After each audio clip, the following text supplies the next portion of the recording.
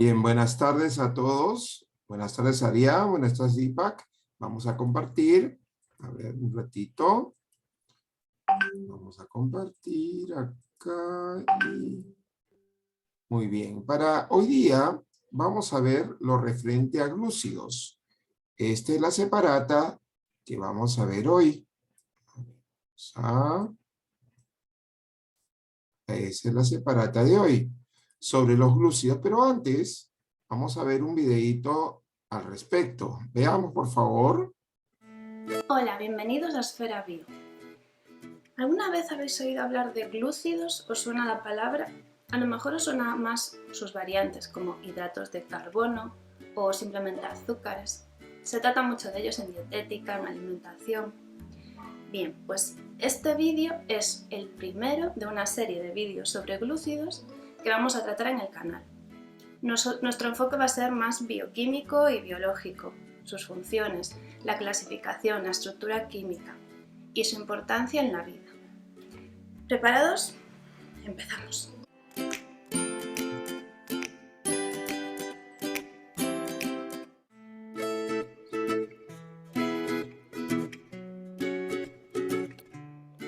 Los glúcidos son biomoléculas formadas por átomos de carbono, hidrógeno y oxígeno, aunque a veces pueden contener excepcionalmente otros elementos como nitrógeno, azufre o fósforo.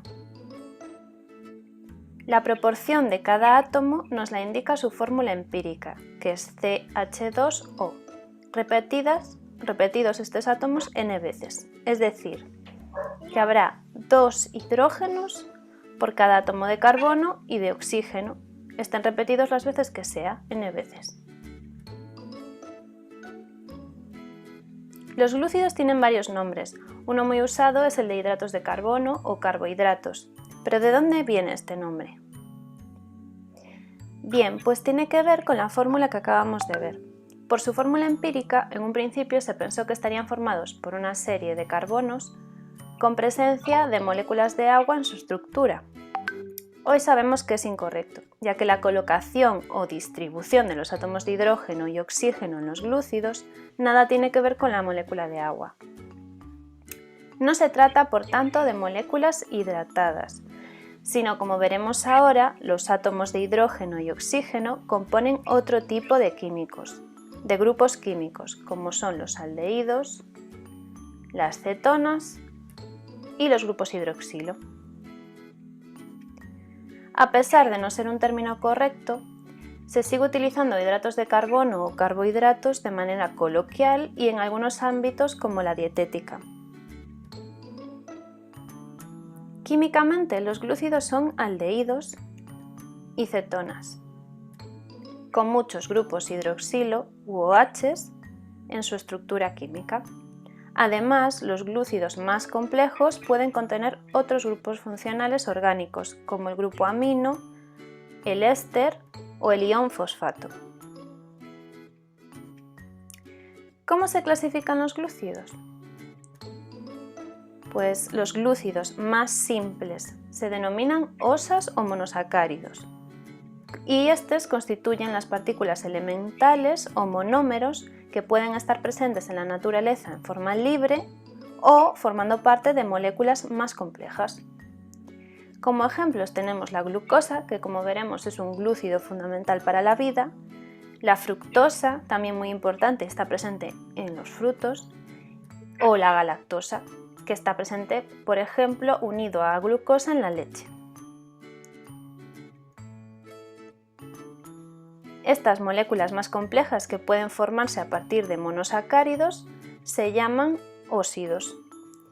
Y estos óxidos se pueden clasificar en dos grupos: los holósidos, que están compuestos solo por osas o por monosacáridos, y los heterósidos, que se forman por la asociación de osas o monosacáridos con otras moléculas, como pueden ser lípidos o proteínas. Los holósidos, a su vez, se dividen en oligosacáridos, que son los que contienen entre 2 y 10 monosacáridos, En los oligosacáridos en particular, por su importancia, destacan los que son uniones de dos monosacáridos y se les llama disacáridos, como por ejemplo la lactosa. La lactosa, que es el azúcar presente en la leche, es un disacárido formado por la unión de glucosa más galactosa. O la sacarosa, que es el azúcar que comúnmente tenemos en casa, es un disacárido formado por el monosacárido glucosa y fructosa.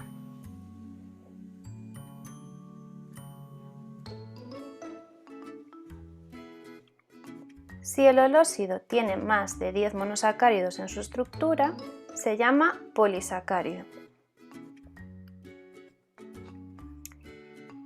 A su vez, los polisacáridos se pueden dividir en homopolisacáridos cuando están formados por monosacáridos que son todos iguales.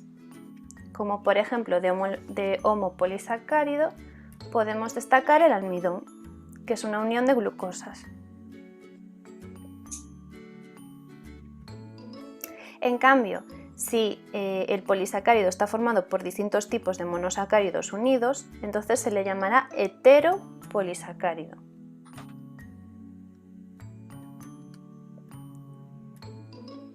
Como hemos visto antes, el otro grupo de ósidos son los heterósidos. Son compuestos complejos formados por la combinación de monosacáridos con otras moléculas que no son glúcidos, como proteínas, dando lugar a las glucoproteínas, o lípidos, dando lugar a los glucolípidos. O también otras moléculas orgánicas muy diversas, como pueden ser alcoholes, fenoles. Por lo tanto, hay una gran variedad de heterósidos. Aquí vemos la clasificación de forma completa y resumida, y que si os interesa podréis descargar este esquema en PDF desde un enlace que os dejo en la cajita de información. Vale, ahora sabemos qué son los glúcidos y cómo se clasifican, pero ¿para qué sirven? Pues sirven para muchas cosas y muchas de ellas súper importantes. Vamos a ver ahora unos ejemplos.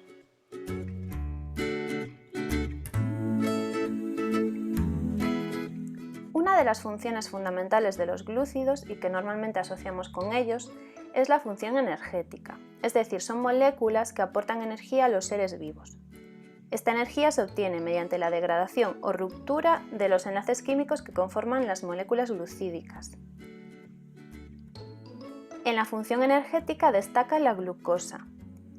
Este monosacárido se encuentra en todos los vegetales en forma efectivamente de monosacárido en los frutos, es decir, en forma libre, o como polisacárido formando un polímeros de reserva, como por ejemplo en el almidón. En el caso de los animales, es el principal nutriente y se puede almacenar en forma de polisacárido llamado glucógeno. Otra función importantísima es la estructural, ya que los glúcidos forman moléculas como la celulosa, que forma la madera de los vegetales, o la quitina en el exoesqueleto de los artrópodos. También unidos a péptidos forman los peptidoglicanos, que están en la membrana de las bacterias. Y la ribosa y la desoxirribosa conforman el esqueleto de los ácidos nucleicos. Los glúcidos también proporcionan especificidad celular. ¿Esto qué quiere decir? Pues que actúan como marcas o señales especiales en la membrana de las células que las hacen tener una identidad específica o característica de cada una. Esto es importante de cara a que el cuerpo identifique qué células son suyas y cuáles no para poder combatir agentes infecciosos. Como por ejemplo en este vídeo que vemos a un macrófago persiguiendo a una bacteria. Y como vemos, va bordeando las otras células porque esas células las reconoce como que son propias del organismo y que esas no tiene que comérselas, sino solo a la bacteria.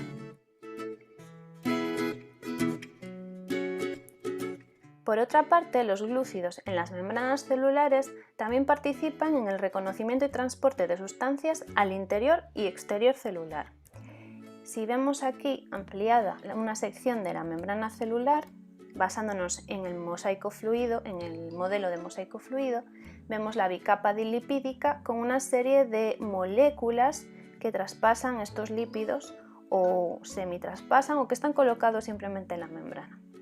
Y como glúcidos destacaremos estos en verde fosforito, que son los glucolípidos,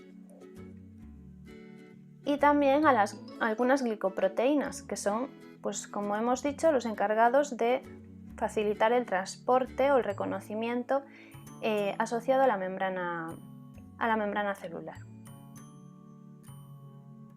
Como ya hemos dicho, los glúcidos pueden unirse a muchos otros tipos de moléculas, por lo que tienen una gran variedad de funciones, como por ejemplo la función antibiótica, como es el caso de la streptomicina, que es un antibiótico formado por glúcidos, en este caso en concreto por el monosacárido manosa.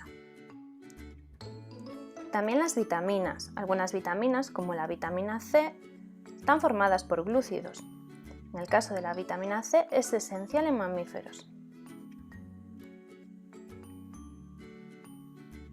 También función anticoagulante, como ocurre con la heparina, que es un glucosamino-glucano.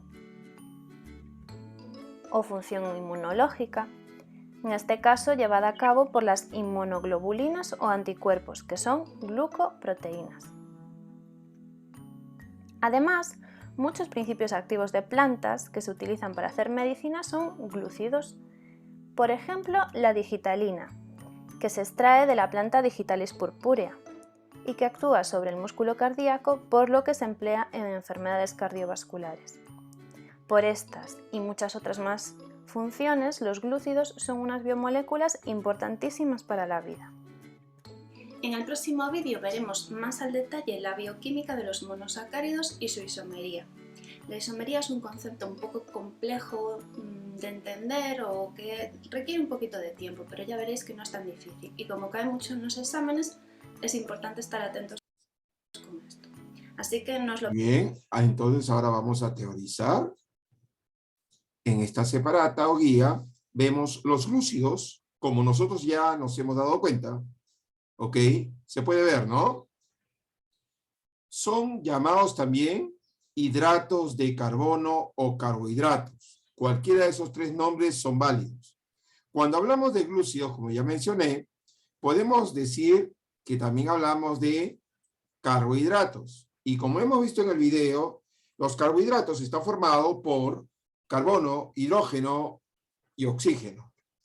Erróneamente se le llama hidratos de carbono, pero en realidad es por la presencia de dos hidrógenos y oxígeno, como vimos en el video, pero está compuesto por tres elementos químicos que son carbono, hidrógeno y oxígeno. Su fórmula para hallar, ojo, los glúcidos es esta, CH2O, entre paréntesis N, donde N viene a ser el número de carbonos que presenta ese glúcido. Y como también hemos visto, hay función que cumplen los glúcidos. Una de ellas es que es fuente principal de energía, el cual se manifiesta a través de la glucosa, que es el que le da la energía para todos los procesos. Luego, también los glúcidos o carbohidratos cumplen función de almacenamiento de energía. Por ejemplo, el almidón es la reserva de la glucosa, pero en plantas, mientras que el glucógeno es la reserva de la glucosa, pero en animales. Ahora, pero también los glúcidos tienen función estructural, es decir, ¿no? Se caracteriza porque va a estar formando estructuras. Aquí tenemos a la celulosa, tenemos a la quitina y al péptido glucano. Algunos dicen péptido glicano, que también es lo mismo. Ahora, la celulosa se encuentra en la pared celular de los vegetales. Ojo, mientras que la quitina forma la pared celular de los hongos y el exoesqueleto de los artrópodos. Y el péptido glucano forma parte de la pared de las bacterias. Estos vienen a ser, en este cuadro está resumido, las 3 funciones principales de todos los glúcidos, con ejemplos inclusive. Ahora, hay algo que tenemos que aprender o repasar hoy día. Es lo siguiente. Para ello, voy a coger un lapicero. Listo. Vemos acá que hay una glucosa. Todo lo que estoy encerrando en rojo es una glucosa. Y acá hay otra. ¿Ok? Ahora, cuando estas dos glucosas se unen, lo hacen por condensación, en donde forman el enlace glucosídico que es covalente, liberando agua. ¿Ok? Ahora, yo también puedo hacer un proceso en reversa. Es cuando, por ejemplo, si acá se encuentra glucosa con glucosa unidos, forma la maltosa. Si esta maltosa le hago hidrólisis, o sea, le echo agua, vuelvo a convertir en 2 glucosas. No lo olviden, porque en casi todos los procesos biológicos, generalmente se van a unir 2 moléculas por condensación liberando agua. Y, ojo, cuando hay hidrólisis, agrega agua y se separan las moléculas de glucosa. Es más, miren, acá vemos CH, el oxígeno queda, pero del otro se va el hidrógeno, otro hidrógeno, ¿ok? Y el oxígeno, o sea, H2O. 2 hidrógenos, estos son los que forman la molécula de agua y obviamente se libera, ¿ok? No olviden esto, de condensación, cuando se unen 2 monosacáridos y forman el enlace glucosídico que es covalente. E hidrólisis es cuando echamos agua a los disacáridos, por ejemplo, y los separamos en 2 monosacáridos, ¿ok? Ahora, justamente acá está explicado con detalle y hay que precisar esto con exactitud. Los glúcidos están formados, ojo, por unidades estructurales llamadas monosacáridos. O sea, los monosacáridos es la unidad estructural de todo glúcido, los cuales estos monosacáridos se van a unir con enlaces covalentes llamado enlace glucosídico.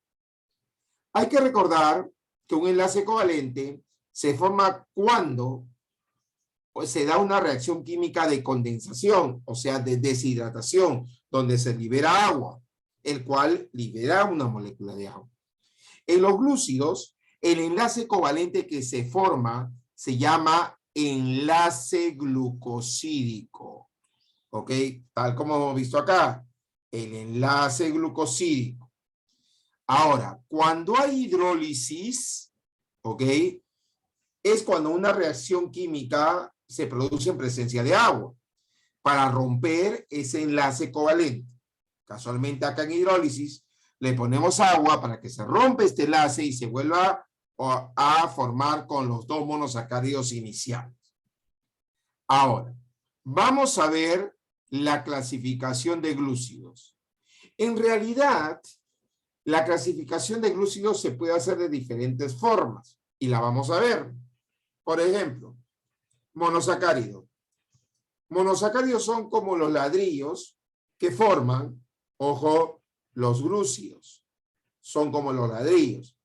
Generalmente son dulces e hidrosolubles. Hidrosolubles significa que se solubilizan en agua. Pero estos monosacáridos son 4. Y vamos a ver a continuación en un cuadrito cuáles son esos 4 monosacáridos y la función que realizan. Los monosacáridos son glucosa, ribosa, fructosa y galactosa. Hay que tener presente que la glucosa, ojo, su función es que es la fuente principal de energía tanto para hacer respiración celular y para formar ATP. Es la fuente principal. La ribosa es el componente estructural del ARN. Ahora, la fructosa la encontramos en la miel, en la miel y las cebollas. Sabemos que la fructosa es muy dulce y es una muy buena fuente de energía. Recordemos que la fructosa también está en las frutas. La fuente principal, la fructosa es la fuente principal para que los espermatozoides se muevan, perdón. Ahora, la glucosa está formando parte de la leche, ¿no? Estos son los monosacáridos. Acá inclusive vemos a glucosa, alfa glucosa y beta glucosa. La diferencia es que cuando es alfa, el OH del primer carbono está hacia abajo y cuando es beta está hacia arriba. Y esta es la fórmula de la beta ribosa o ribosa simplemente. Muy bien. Ahora, pero también los glúcidos pueden clasificarse por el número de carbonos. Es decir, pueden ser triosas, pueden ser tetrosas, pentosas o hexosas. Eso hay que tenerlo presente. Cuando es triosa, como su nombre lo dice, está formado por 3 carbonos. ¿Quiénes están acá? El gliceraldehído y la dihidroxiacetona. En las tetrosas tienen 4 carbonos. Y ejemplo tenemos a la eritrosa, ¿ok? En la fotosíntesis y la eritrulosa. Las pentosas, como su nombre lo dice, está formado por 5 carbonos. Aquí tenemos a la ribosa, que es una aldosa componente del ARN, la desoxirribosa, que es el componente del ADN, la ribulosa, que es la cetosa que va a intervenir en la fotosíntesis, y la silosa, que la encontramos en la madera, y la arabinosa en la goma arábiga. Eso en cuanto a 5 carbonos. Ahora, las hexosas. En las hexosas se caracteriza por tener 6 carbonos. Su fórmula de toda hexosa es C6H12O6. Aquí están la glucosa, la fructosa, la galactosa y la manosa. Tengamos presente que la glucosa o dextrosa también se le llama, es la fuente primaria de energía de la célula. Por lo tanto, es aquella que va a constituir la unidad básica estructural de los polisacáridos más abundantes que se encuentran en el protoplasma, sobre todo en las vacuolas. Ahora, la fructosa o también llamada levulosa es una cetosa que se va a encontrar en la miel del maíz, azúcar de la maíz le llaman, y también es una gran fuente de energía de los espermatozoides, porque les permite el movimiento enérgico y rápido. La galactosa aldosa es parte de la lactosa, recordemos eso. Pero también hay otro grupo de oligosacáridos. Vamos a marcarlo con otro colorcito para variar. Los oligosacáridos. El mismo. Los oligosacáridos. Los oligosacáridos son polímeros en las cuales se van a caracterizar porque tienen 2 a 10 moléculas de monosacáridos. Ojo, a 2 a 10 moléculas de monosacáridos. Cuando es más, ya es otro tema. ¿Ok? Eso lo vamos a ver a continuación. Y todas las moléculas de monosacáridos están unidos por enlaces glucosídicos, que es el enlace que hemos visto hace un rato. Y la unión de 2 monosacáridos siempre va a liberar una molécula de agua. ¿Ok? Pero si yo quiero restablecer la estructura de esos 2 monosacáridos, se le puede hacer hidrólisis y se separan las 2 moléculas por ingreso del agua. Ahora, los oligosacáridos más conocidos son los siguientes. El primer grupo, disacáridos. Como su nombre lo dice, di es 2, sacáridos es azúcar. Por lo tanto, son 2 monosacáridos que están unidos por un enlace covalente. Ojo, y acá vemos el enlace, miren. Acá está el enlace covalente, glucosa con fructosa forman la sacarosa. Y justamente la lactosa se da cuando se unen glucosa más galactosa. ¿Dónde lo encontramos? En la leche de los mamíferos. Es el que da energía a los niños. El otro disacárido es la maltosa. La maltosa se caracteriza porque se forma cuando se une la glucosa con glucosa. ¿Dónde lo encontramos? Lo encontramos en la digestión enzimática del almidón y también lo podemos encontrar en la cebada. Ahora, la sacarosa, ojo, es o está formado por glucosa más fructosa. No es reductor, o sea, no se reduce, se oxida y es el principal azúcar que va a llevar el floema en las plantas. ¿Ok? Por ejemplo, lo tenemos en la famosísima caña de azúcar, que tiene la sacarosa, de la cual se saca el azúcar. Hay que recordar aquí, ahí están las fórmulas de la glucosa más la fructosa que forman la sacarosa. Este es el enlace covalente. Muy bien. Y también, dentro de los oligosacáridos, se podría clasificar a los trisacáridos. Solamente vamos a ver los más importantes. Estas son la rafinosa y la melicitosa. Cuando hablamos de la rafinosa, estamos hablando que se ha unido galactosa, glucosa y fructosa. ¿Ok? Esto lo encontramos en la remolacha y otras plantas superiores.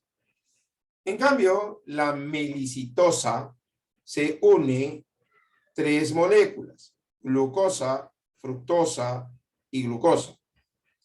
Y lo vamos a encontrar en la savia de las coníferas, donde tenemos a los pinos, a los cipreses y a los cedros. Entonces, ya terminamos aquí trisacáridos y vamos a ver polisacáridos. Aquí vamos a cambiar de color. Y cuando hablamos de polisacáridos, estamos refiriéndonos a que es o está formado por 10 monosacáridos, o sea, más de 10 exactamente. Y obviamente va a estar unidos por los enlaces covalentes. Ojo, no tienen sabor dulce, ¿ah? Son insolubles en agua y no son reductores. ¿Cuáles son los principales polisacáridos? Son la celulosa, el glucógeno y el almidón. Esos son los principales. Ahora, la celulosa la encontramos en la pared celular de las células vegetales.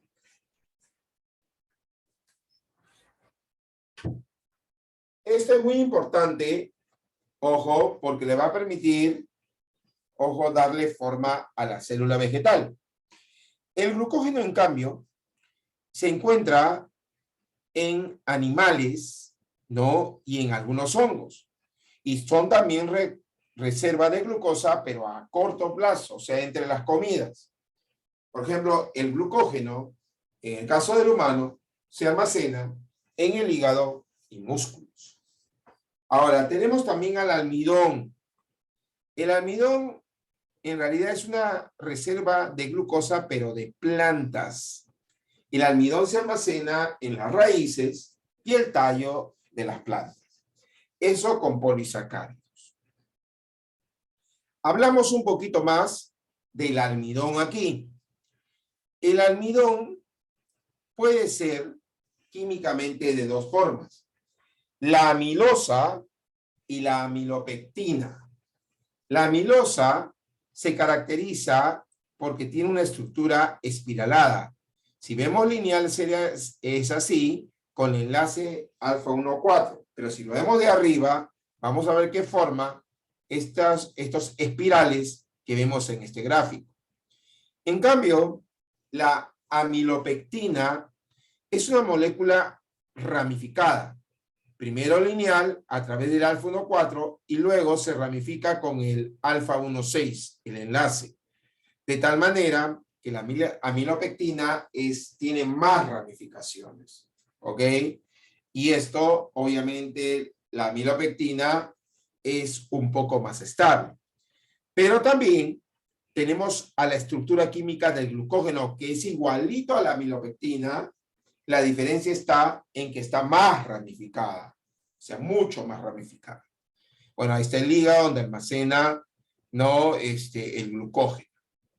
Ahora, cuando hablamos de la celulosa, la que estamos viendo enlaces, está formado por cadenas cortas de beta-glucosa unidos por el enlace covalente.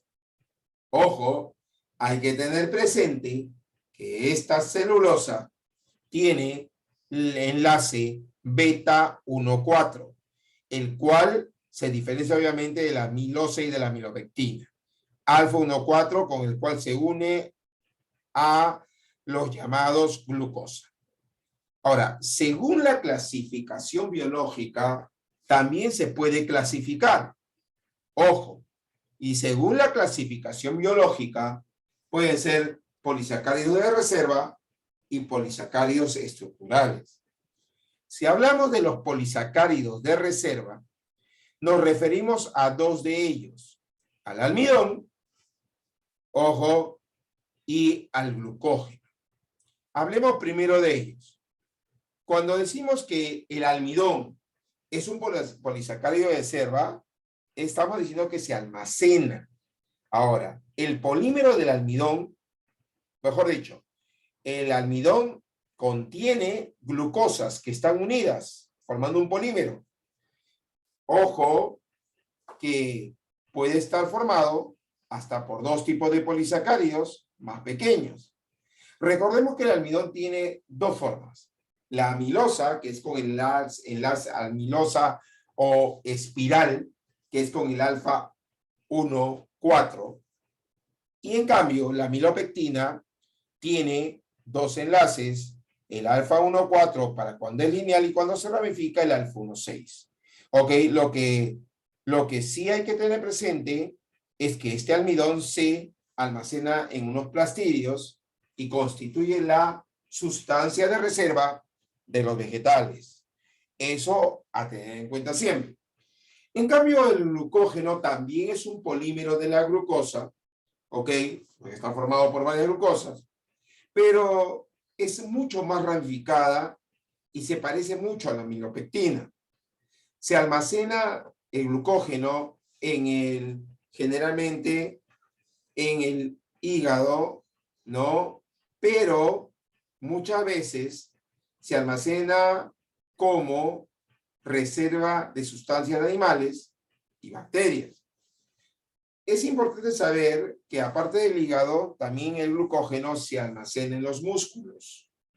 Es más soluble en agua que el almidón. El glucógeno es mucho más soluble que el almidón. Ahora, pero también, y con esto terminamos glúcidos, tenemos a los polisacáridos estructurales. Aquí tenemos a la celulosa, la hemicelulosa, la quitina, la heparina, el sulfato de condroitina y el ácido hialurónico. Estos son los polisacáridos que forman estructuras. Por ejemplo, la celulosa, que es un polímero lineal, está formado por unidades de beta de glucosa, que es el componente de paredes celulares de vegetales y es insoluble en agua. También tenemos que tener presente que la hemicelulosa es un polímero de la silosa y la arabinosa, que son pentosas, y está formando la pared celular. La pectina también es un polisacárido estructural, ¿no? Que se caracteriza como una lámina en la pared celular. Ahora, la quitina es un polisacárido nitrogenado. A la quitina se le llama también polímero de N-acetilglucosamina y está formando el esqueleto de los insectos, de los crustáceos y la pared celular de los hongos. La heparina es un mucopolisacárido complejo que va a impedir la coagulación de la sangre. ¿Dónde se encuentra esto? En pulmones, en paredes de arterias y en la saliva de los insectos hematófagos. El sulfato de condroitina es un mucopolisacárido que se encuentra en el cartílago, se puede ver en la piel y córnea y cordón umbilical. Además, está el ácido hialurónico, que es un mucopolisacárido que se encuentra en la matriz extracelular de varios tejidos animales, como son el tejido conjuntivo. Bien, con esto estamos terminando los glúcidos. ¿Quedó claro los glúcidos en este repaso rápido que hemos hecho? ¿Todo claro? Necesito sus respuestas. Las leo. ¿Todo claro? Muy bien, Becker, gracias por contestar. Los demás. Mientras acá buscando, por favor, sus respuestas. Todo claro entonces. Ok. Muy bien. Ahora, si más no me equivoco, lípidos era primero, pero sí, ya hacemos lípidos, entonces no hay problema. Lípidos. Antes de comenzar a ver lípidos, vamos a ver un videíto al respecto ilustrativo. Es importante los videos cuando hablamos, por ejemplo, de estos temas. Es lípidos. Lípidos. A ver, lípidos. Ya, vamos con este. Bebé, somos Huggies. Te ayudaremos a... Ahorita se va.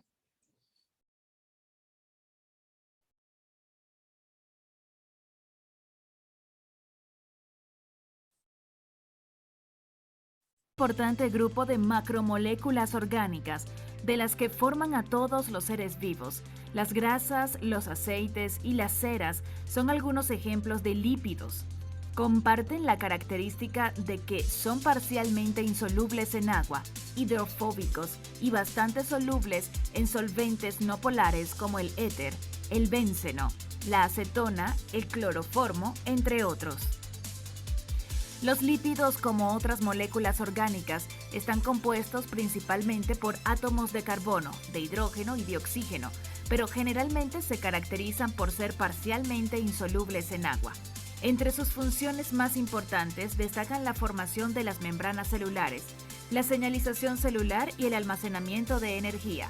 Muy a menudo escuchamos que para mantener una buena salud y alimentarse adecuadamente hay que consumir pocas grasas, por lo que generalmente asociamos a estos compuestos con enfermedades o aspectos muy negativos para nuestra salud.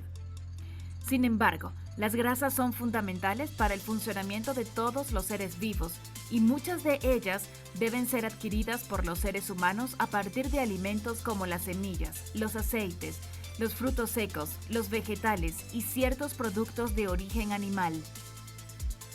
Características y estructura de los lípidos. Generalmente son moléculas anfipáticas. Tienen una región polar hidrofílica, soluble en agua, y otra región apolar, hidrofóbica e insoluble en agua.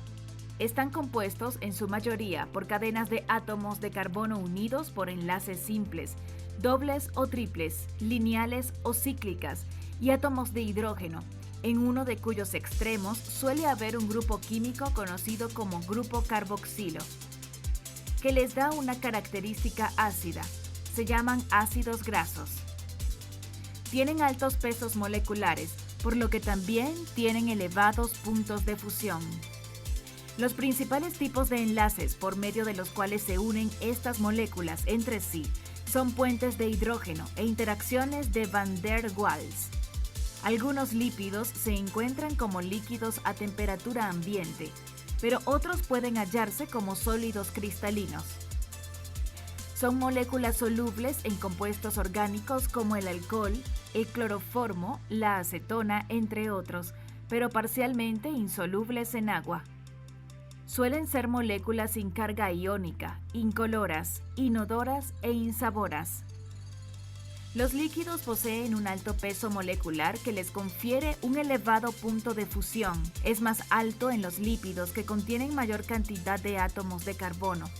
Pero este punto de fusión disminuye cuando los lípidos poseen ácidos grasos con cadenas hidrocarbonadas insaturadas. Función de los lípidos. Los lípidos forman un grupo de moléculas muy diverso, tanto desde el punto de vista estructural como respecto a sus funciones. Funcionalmente hablando, estas moléculas cumplen algunos papeles importantes. Formación de membranas biológicas. Todos los seres vivos sobre la biosfera están compuestos por órganos y tejidos que a su vez están formados por miles de millones de células. Las células entonces son las unidades básicas de los seres vivos y podemos decir que son la estructura viva más pequeña que existe. Independientemente del tipo de célula de que se trate, todas las células son estructuras separadas del medio que las rodea por una membrana que conocemos como membrana plasmática. Para algunos organismos unicelulares como las bacterias y las arqueas, por ejemplo, la membrana plasmática es la única membrana que los caracteriza, mientras que para otros organismos como los animales, las plantas y los hongos, las células tienen complejos sistemas de compartimientos membranosos en su interior. Cualquiera que sea el tipo de membrana al que nos refiramos, estas estructuras que funcionan en la separación de los ambientes intracelular y extracelular están formadas por capas ordenadas de distintos lípidos y proteínas asociadas. Almacenamiento de energía. Para la mayor parte de los animales vertebrados y para algunos animales vertebrados, los lípidos representan una fuente muy especial de almacenamiento de energía, es decir, forman compuestos que, al ser procesados metabólicamente, liberan grandes cantidades de energía útil para realizar distintas funciones celulares.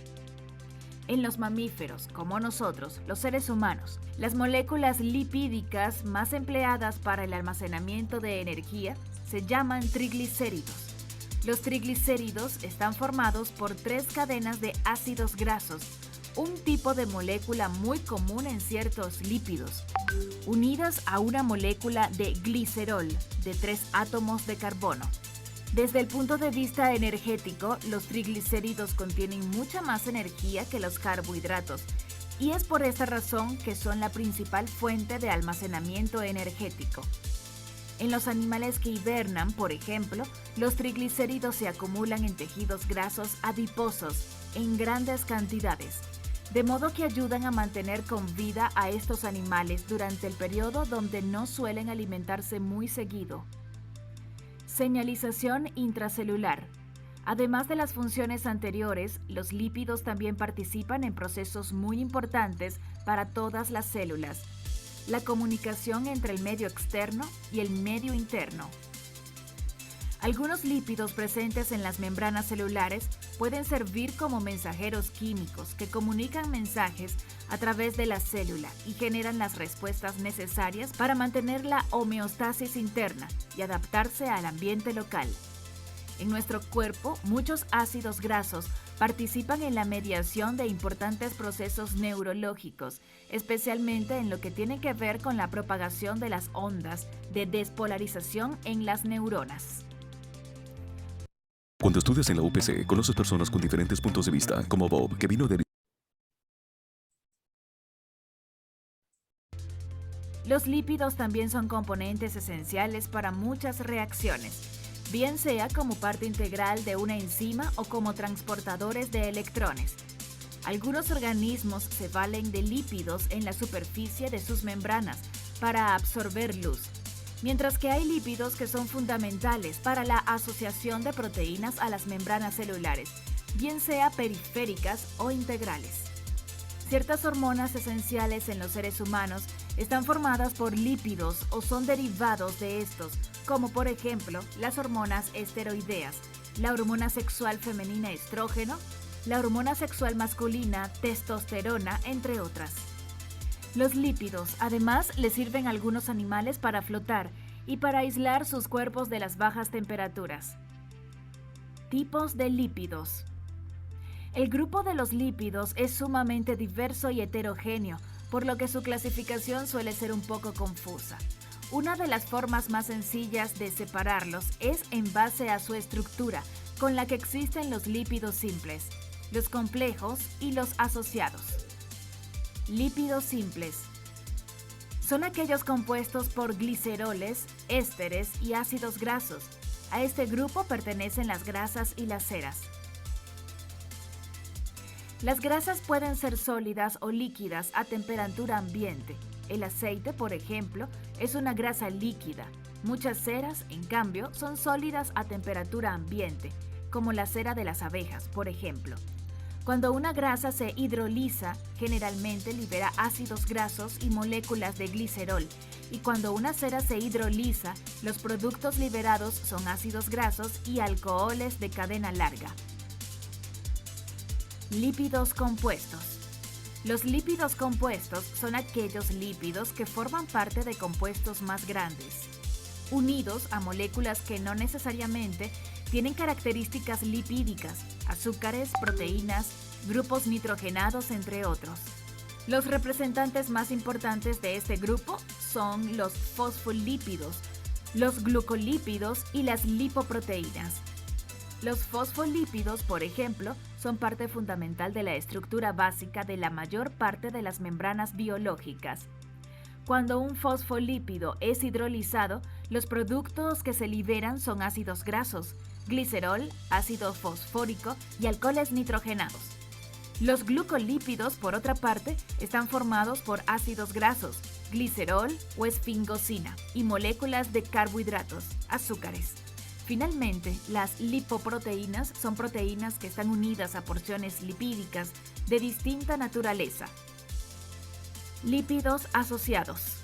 Son macromoléculas lipídicas muy grandes como pigmentos, vitaminas liposolubles y esteroles. Muchos de estos lípidos son empleados para almacenar energía. Ejemplos de lípidos. En la naturaleza hay cientos de ejemplos interesantes de lípidos y a continuación veremos algunos de ellos. Ceras. Las ceras son un tipo de lípido muy importante. Generalmente cumplen funciones de protección.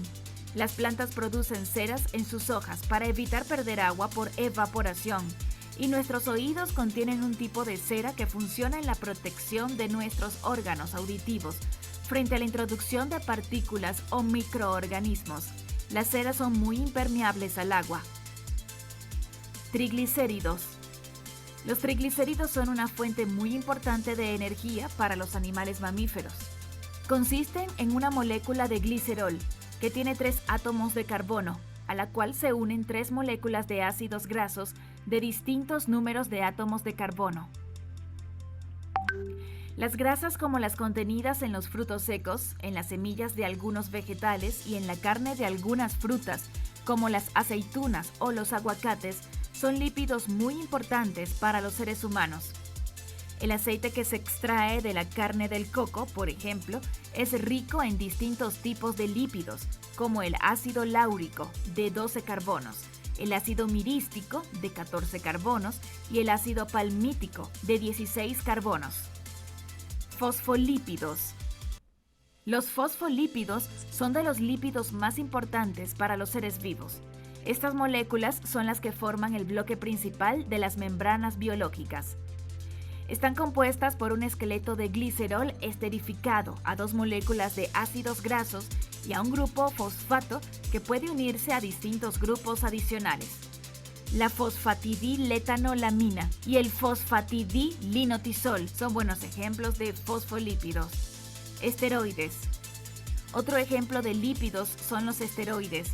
Los esteroides naturales están presentes en el cuerpo y pueden incluir el colesterol, que es el tipo más común, el estrógeno, la testosterona, las sales biliares encontradas en la bilis intestinal, el cortisol, químico segregado por el cuerpo.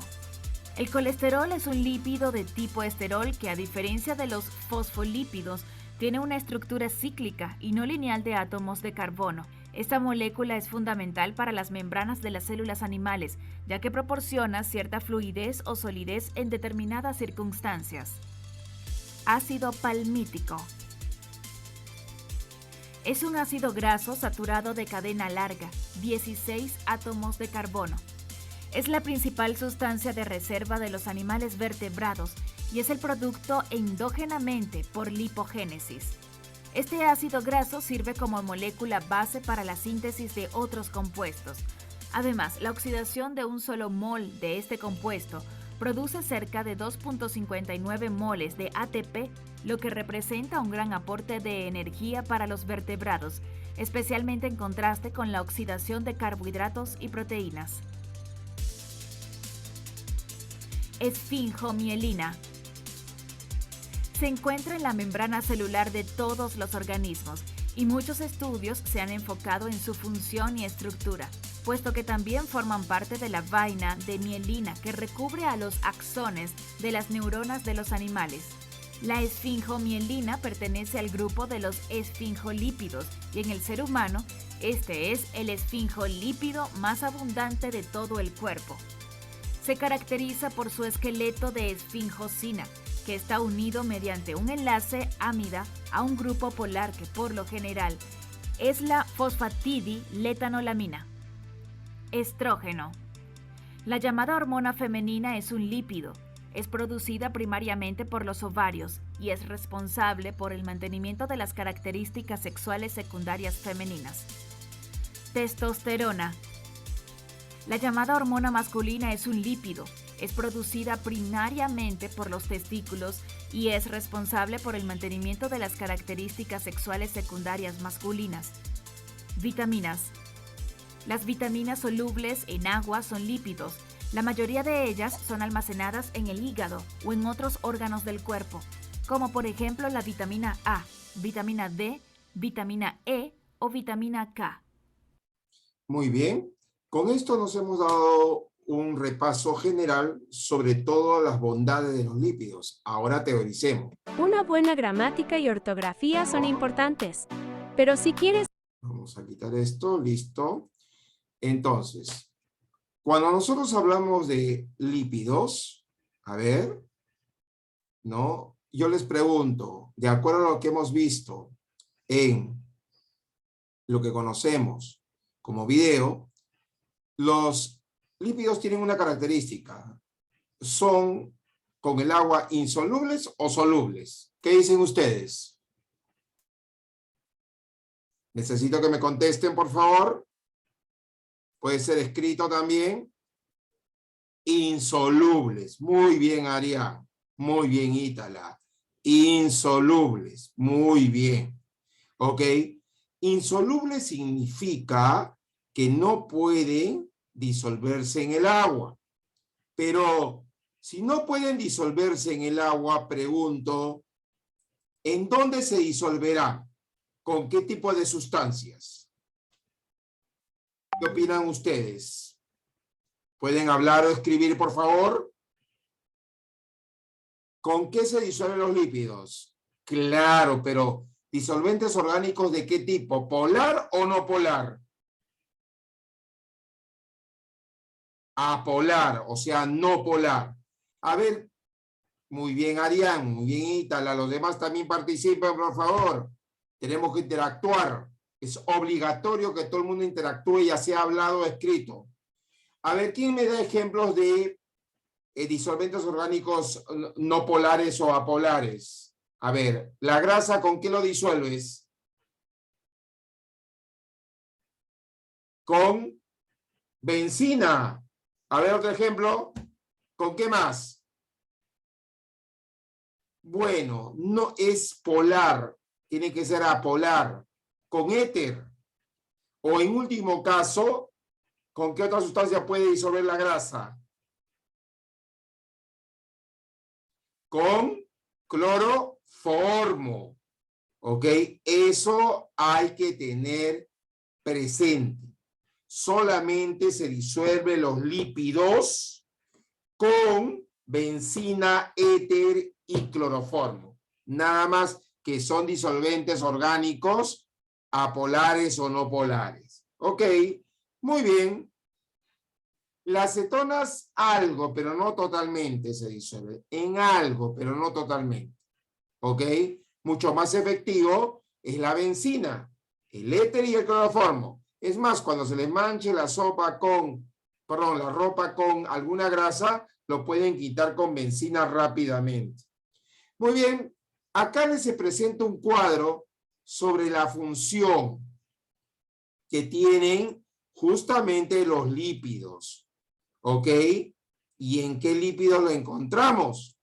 Les pregunto a ustedes, pero hay una función que es primordial en los lípidos.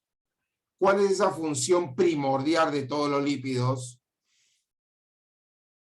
La más importante, la que se da con mayor cantidad. A ver, de las que tenemos ahí, ¿cuál sería la más importante? ¿Estructural? ¿Señalización hormonal? ¿Aislamiento? ¿O almacenamiento de energía? Claro, muy bien, Ítala, el almacenamiento de energía. Este es el primordial, es su función, se puede decir principal, pero también los lípidos hacen función estructural, señalización hormonal y aislamiento. Y lo hemos visto en el video también, pero vamos a ir por partes y cucharadas. Cuando vamos a estructurar estamos hablando, ¿no?, de que forma estructuras como cuando forma, por ejemplo, la membrana celular. ¿Bajo qué forma están los lípidos ahí? A ver, ¿qué forma tienen los lípidos ahí en la membrana celular? ¿Cómo se llama esos lípidos que están en la membrana celular? Vamos, vamos, tienen que ir diciéndome. Fosfolípidos, exacto. Esa es la forma como se encuentran en la membrana celular. Ahora, pasemos a ver la señalización hormonal. Cuando hablamos de señalización hormonal, estamos hablando de esteroides. Por si acaso los esteroides se producen en lo que viene a ser el mismo cuerpo, pero también de qué hormonas pueden participar aquí. Estrógenos, progesterona, ¿cómo se llama la hormona que se encuentra en los varones? En el que está en el testículo. ¿Cómo se llama? Testosterona. Y el de la mujer, que se encuentra en los ovarios, estrógeno. Muy bien, la progesterona también es de la mujer. Muy bien, exacto, muy bien, chicos. Por favor, tienen que participar todos, pues.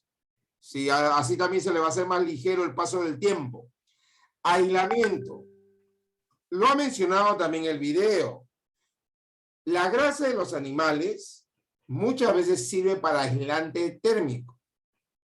Pero en el caso del esfingolípido, que es un tipo de lípido que va a estar formando la mielina, ¿no? Que se encuentra en dónde la mielina. ¿En dónde se encuentra la mielina? Repito, ¿en dónde se encuentra la mielina? En la neurona. ¿Ok?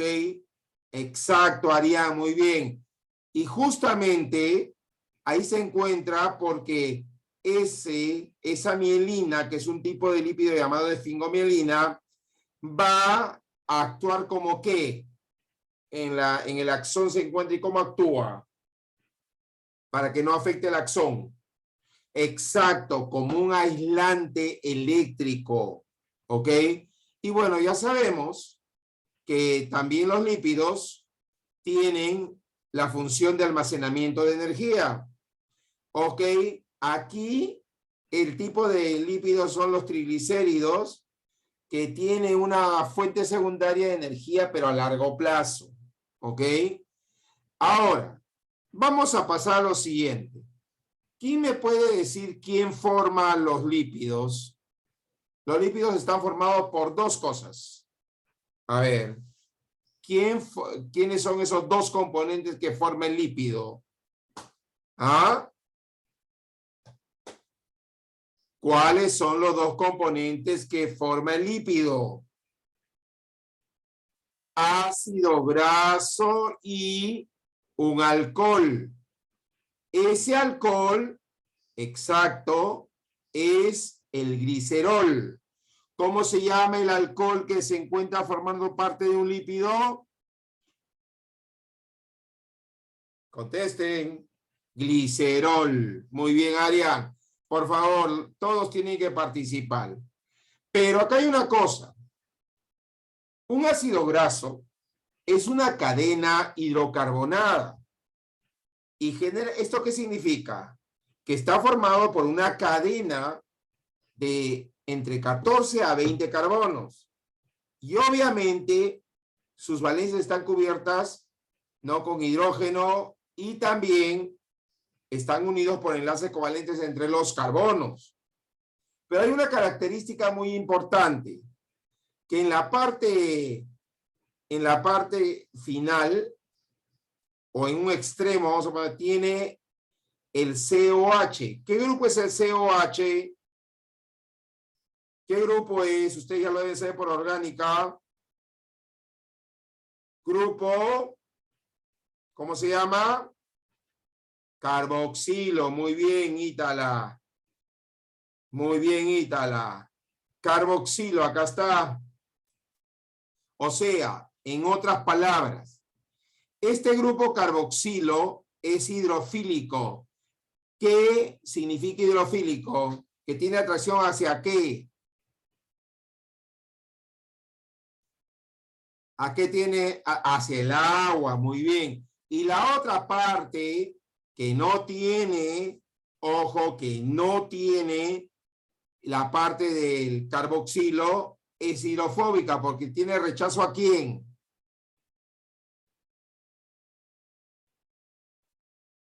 Exacto, muy bien, Arián, muy bien, Ítala, al agua. Entonces, recuerden siempre que la parte del carboxilo es hidrofílico y el resto de la cadena es hidrofóbico. Pero acá hay una cosa, los ácidos grasos se caracterizan básicamente porque son de dos tipos, ¿ok? Los ácidos grasos saturados y los ácidos grasos insaturados. Yo les pregunto a ustedes, ¿ok? Yo les pregunto, ¿no? ¿Cuál es la característica de un ácido graso saturado? ¿Ok? Acá tienen el gráfico. ¿Cuál es la característica del ácido graso saturado?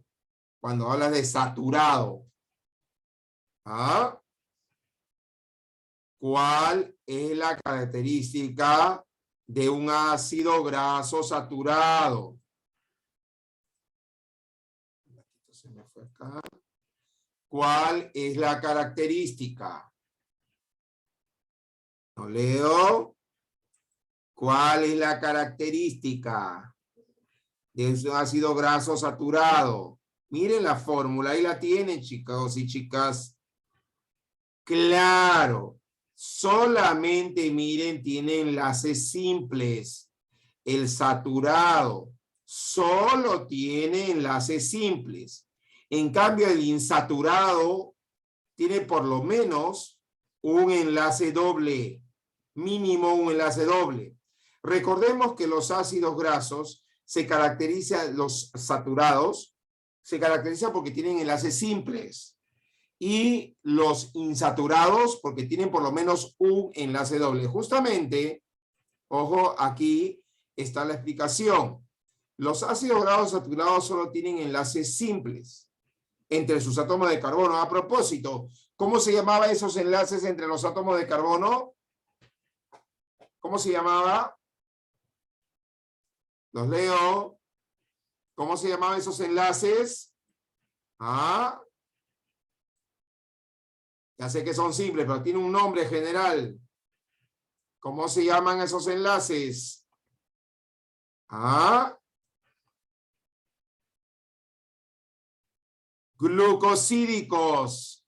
No, ya sabemos que es saturado, pero son glucosídicos. Ok, acuérdense de lo que hemos visto en la primera parte.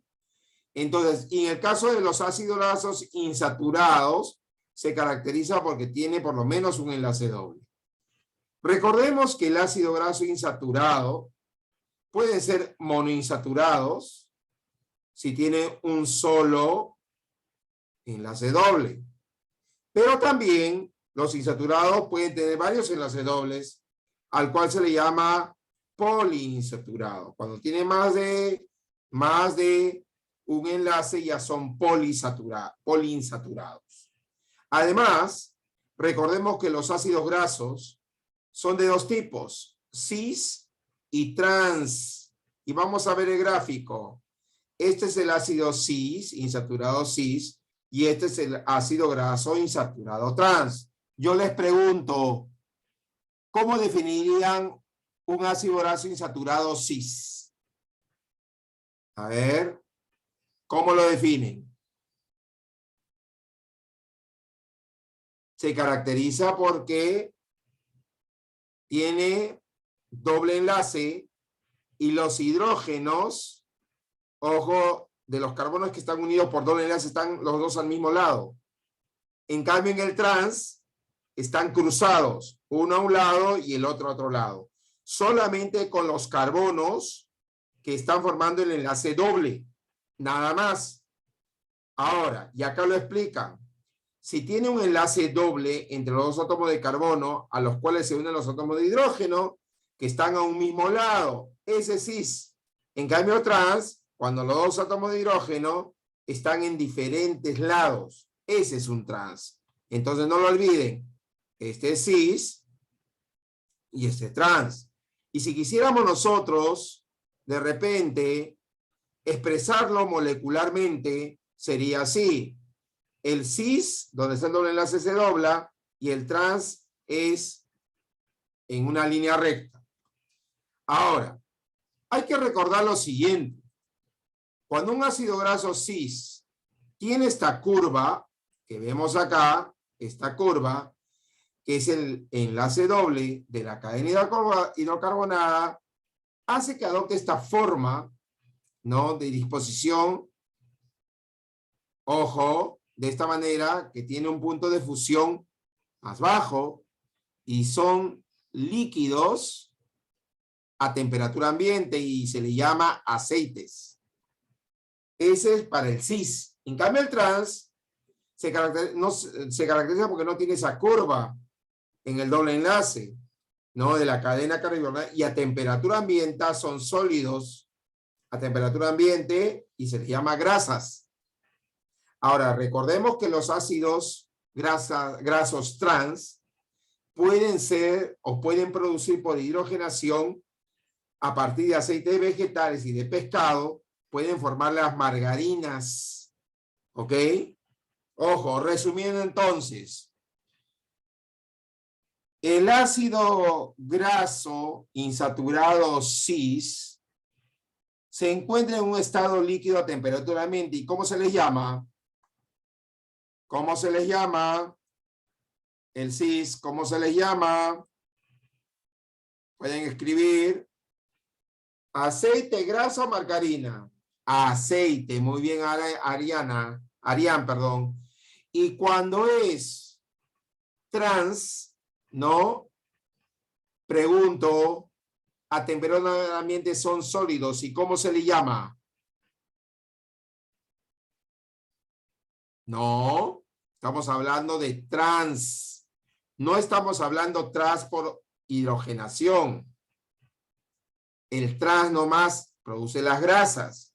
Pero si yo agarro el ácido graso trans y hago el proceso de hidrogenación, puedo convertir en margarina. ¿Estamos claros? Ojo, pero el ácido graso trans a temperatura ambiente es una grasa. Y si yo agarro un ácido graso trans y hago el proceso de hidrogenación, voy a convertir y lograr la margarina. Muy bien. Ahora, veamos esto. Clasificación de los lípidos. Cuando hemos visto la clasificación de los lípidos, inclusive en el video habla mucho de los triglicéridos. Triglicéridos, ¿cómo se forman? Recordemos que el triglicérido se almacena más en donde la persona está con un elevado tejido adiposo. ¿Ok?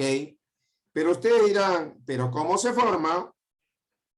Dirán, ¿cómo se forma este triglicérido? Muy fácil, miren. Este que viene a ser el glicerol, con 3 es un triglicérido, un triol, tiene 3 OH.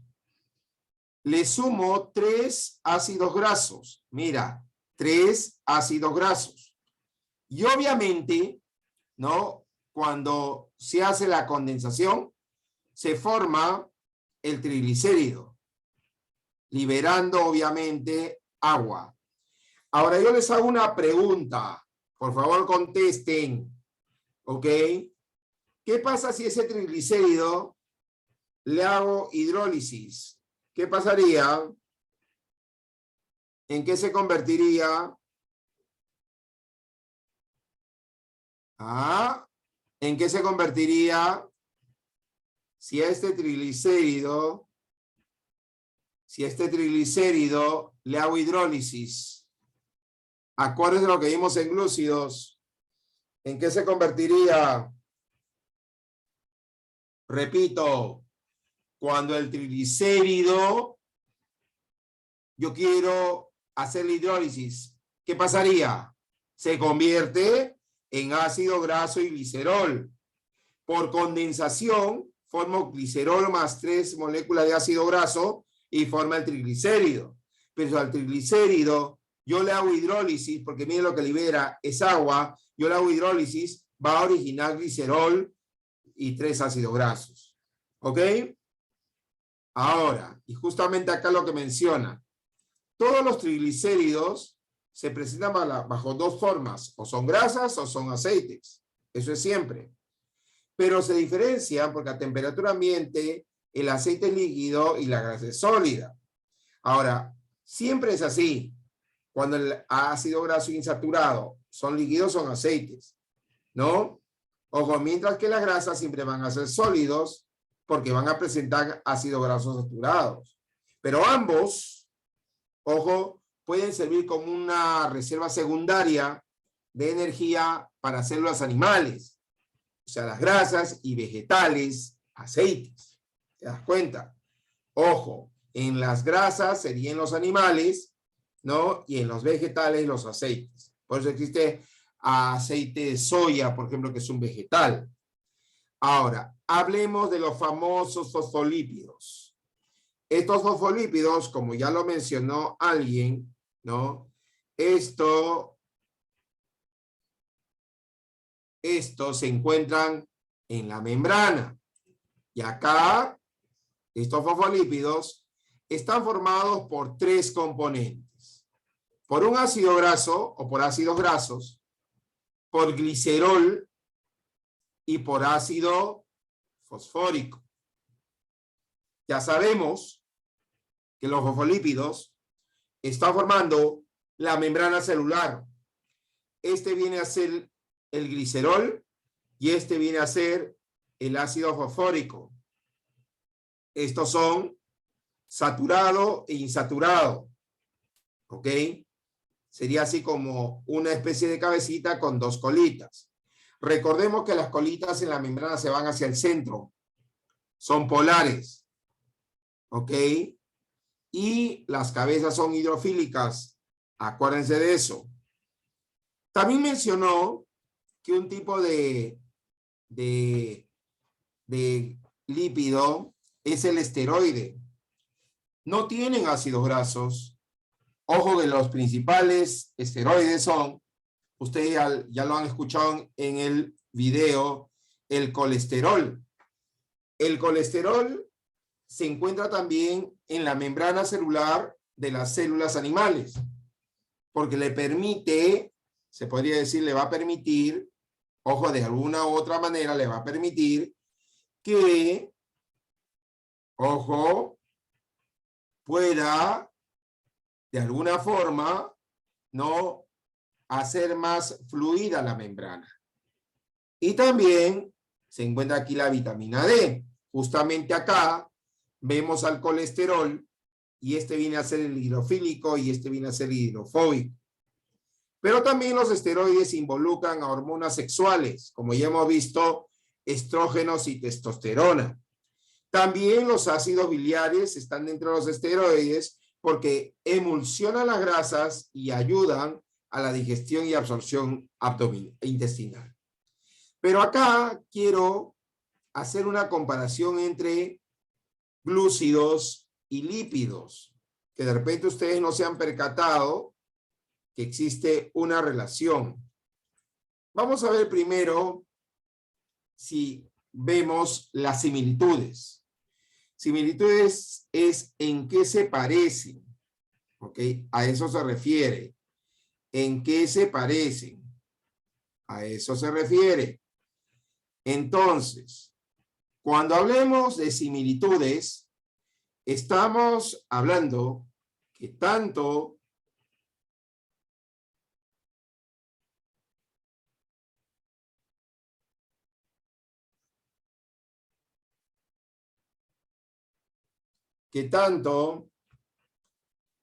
el glucógeno y el almidón y los lípidos, que son los triglicéridos, almacenan gran cantidad de energía. Ojo, eso es una similitud. Tanto polisacáridos y lípidos van a almacenar gran cantidad de energía. Ahora, los polisacáridos y lípidos son insolubles en agua. Ojo, los polisacáridos y los lípidos son insolubles en agua. Eso hay que tenerlo presente. Ojo. Ahora, otra similitud es que tanto los polisacáridos como los lípidos, o que aparte de ser insolubles en agua y almacenar gran cantidad de energía, son considerados los que dan la energía más limpia. Sobre todo más limpia que la proteína, porque la proteína deja desechos nitrogenados. Los glúcidos y lípidos van a dar energía más limpia.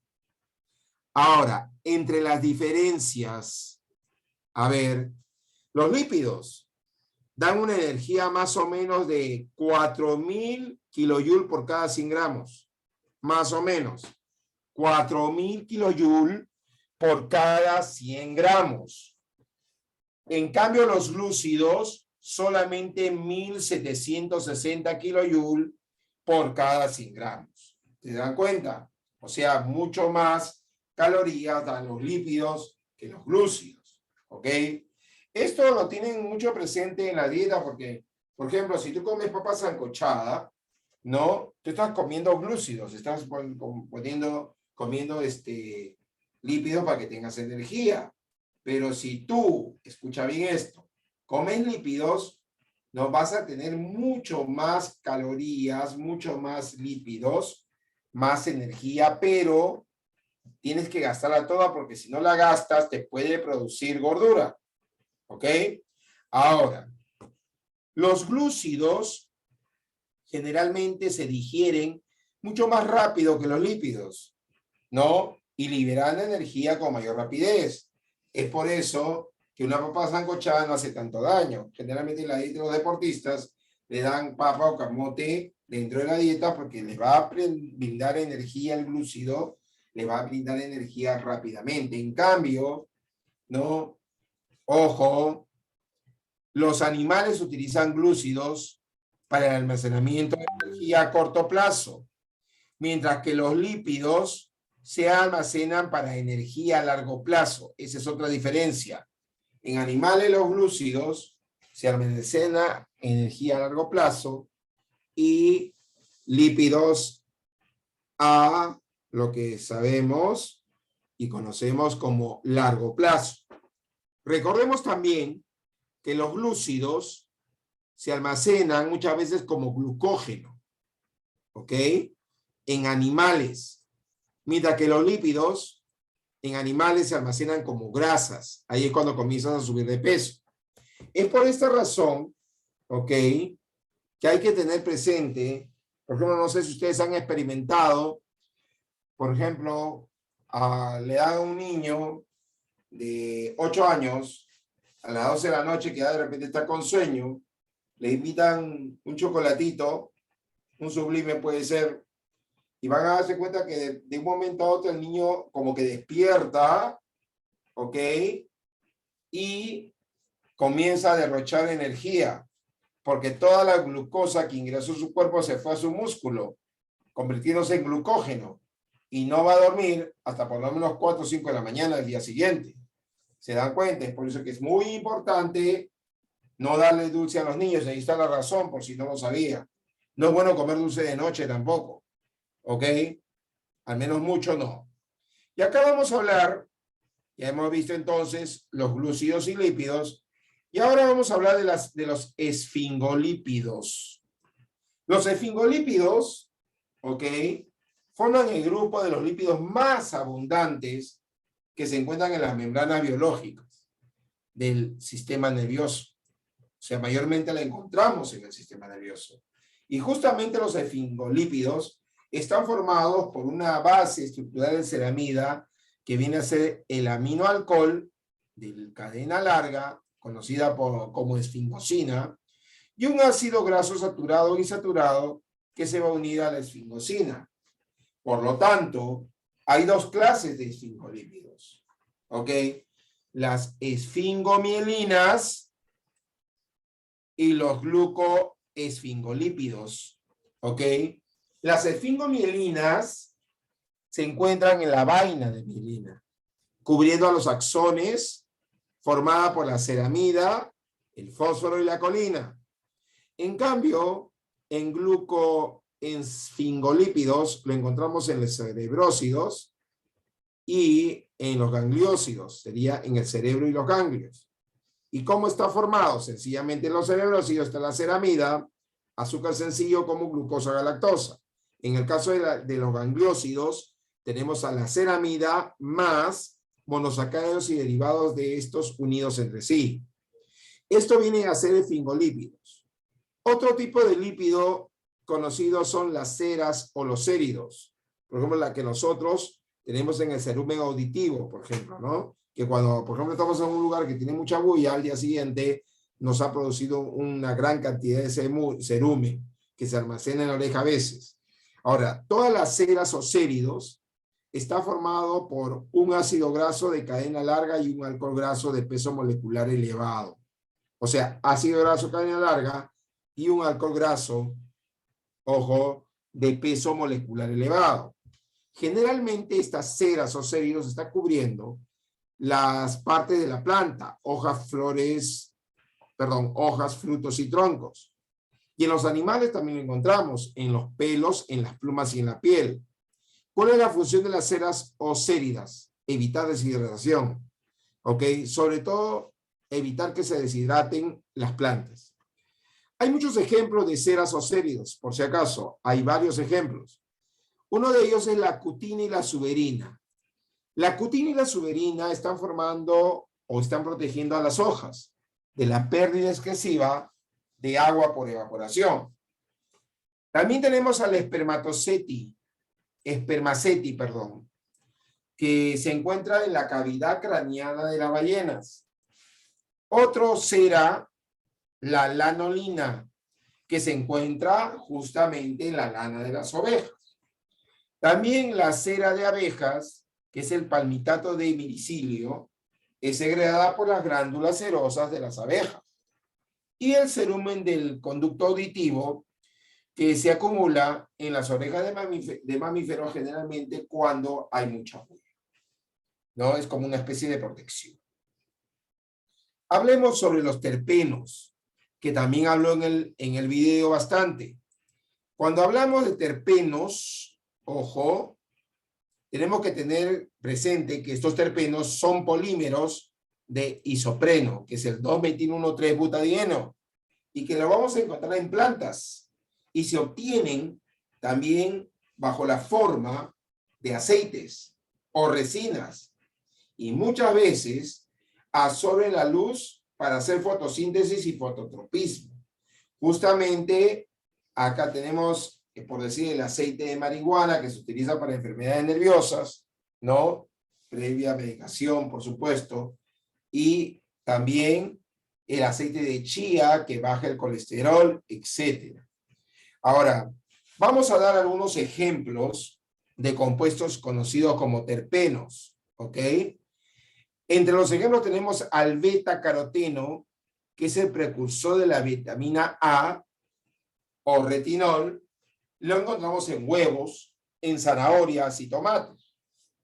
El fitol se une al grupo hemo para formar la clorofila, también en la membrana interna de los tilacoides. El látex es otro terpeno que se emplea para fabricar caucho. Las vitaminas liposolubles es otro ejemplo de terpenos, porque acá tenemos a la vitamina A, que es el retinol, vitamina E, que es el tocoferol, y la vitamina K, que es la fitomenadiona. Hay que recordar, ¿no?, que también hay monoterpenos de los aceites esenciales en vegetales. Entre los más conocidos de los terpenos que se extraen de los aceites esenciales de vegetales es el geraniol, el mentol, el limoneno, el pineno y el alcanfor. Y también algunas coenzimas tales como la ubiquinona, que transporta el hidrógeno de la cadena respiratoria, y la coenzima Q en las plastoquinonas. Para terminar, los lípidos, vamos a hablar sobre las prostaglandinas. Ojo, las prostaglandinas se derivan del ácido araquidónico. Este ácido tiene 20 carbonos y se encuentra en el plasma seminal, en la próstata, y vesículas seminales. Es muy importante porque interviene en la contracción muscular y la coagulación de la sangre. ¿Cuáles son las funciones de las prostaglandinas? Intervenir en la contracción del músculo liso, estimular secreción gástrica, provocar la variación de la presión sanguínea, acelerar los procesos inflamatorios. El uso clínico puede provocar el parto, ojo, y el aborto terapéutico también. Los tromboxanos intervienen en la coagulación y cierre de heridas. Muy bien, con eso terminamos lo referente a lípidos. A ver, todo claro, espero, ¿no? ¿Todo claro, jóvenes? Para pasar al siguiente tema, espero sus respuestas. ¿Alguna pregunta? ¿Todo claro? Ok, Arián. ¿Nadie más? ¿Qué pasa con los demás? ¿Se quedan dormidos? ¿Qué pasó? Los lípidos son un importante grupo de macro... Eso ya lo vimos. Ahora vamos a ver lo referente a proteínas. Ok. Vamos a ver proteínas. Primero vamos a ver el video y después voy a hacer preguntas, ¿ya? Para que ustedes se ubiquen. A ver. Proteínas. Este nos puede ayudar. El que está acá. Bienvenido, bebé. Eres muy especial por aquí. A ver qué pasa esto.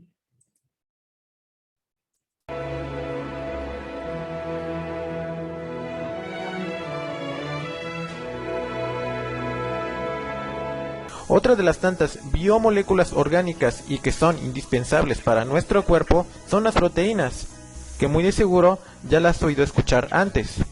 Al igual que con los carbohidratos y que con los lípidos, son reservas energéticas fundamentales, por lo que debemos empezar a conocer su definición.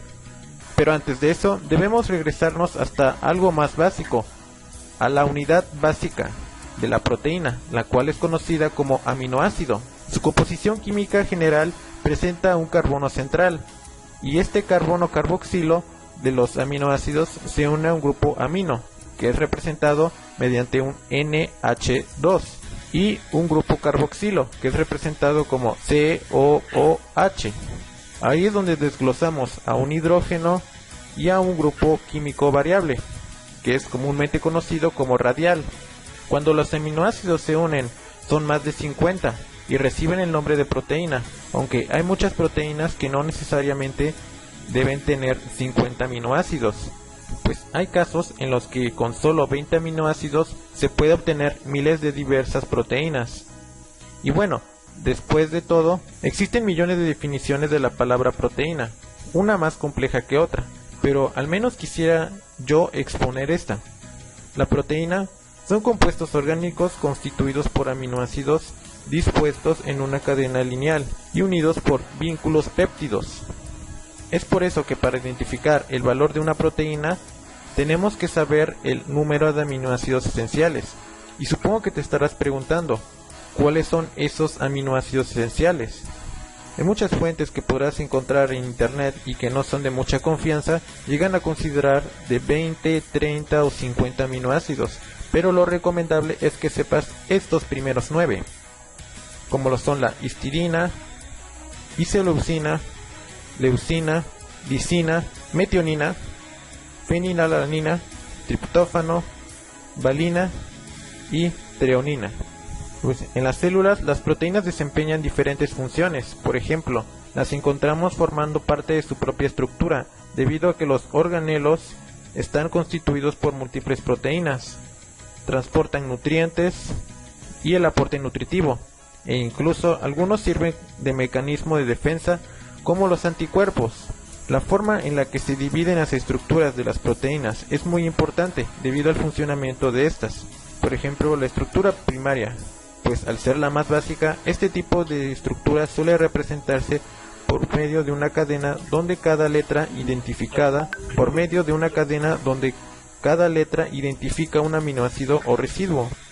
La proteína secundaria es cuando las proteínas pueden adoptar distintas formas, dependiendo de las fuerzas que actúen sobre ellas.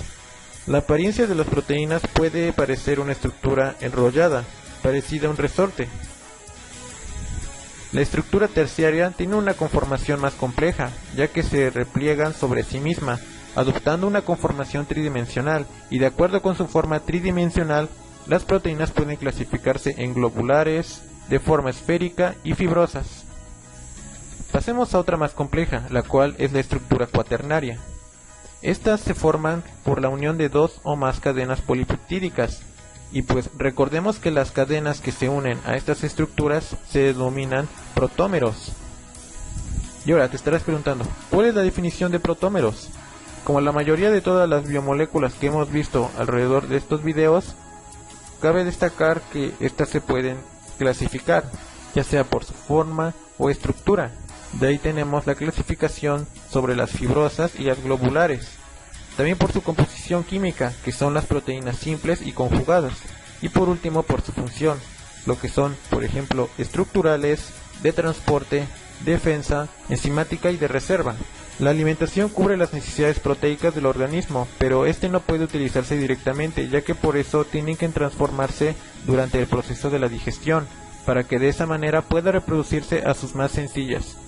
De ahí es donde podemos conocer el famoso proceso del catabolismo, y una vez que estos componentes simples han traspasado la frontera intestinal, comienza de nuevo la síntesis de nuevas proteínas, unas sencillas y otras complejas, donde el hígado juega un papel primordial. Y una vez que estos componentes simples han transportado la flora intestinal, comienza de nuevo la síntesis de nuevas proteínas, unas sencillas y otras complejas, donde el hígado juega un papel primordial. Enfermedades. Los problemas por exceso o disminución de proteínas hay que tenerlos muy en cuenta.